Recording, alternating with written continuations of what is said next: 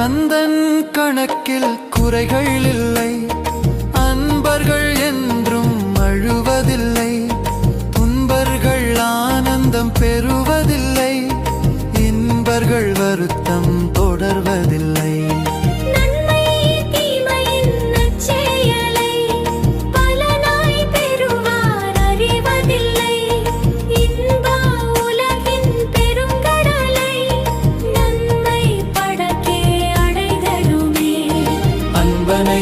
ஆண்டவன் ஆளுகின்றான், முன்வினை பலனை மாற்றுகின்றான், துன்பனோ செல்வத்தை போற்றுகின்றான், அவன் பின்வினை பயனை ஆற்றுகின்றான்.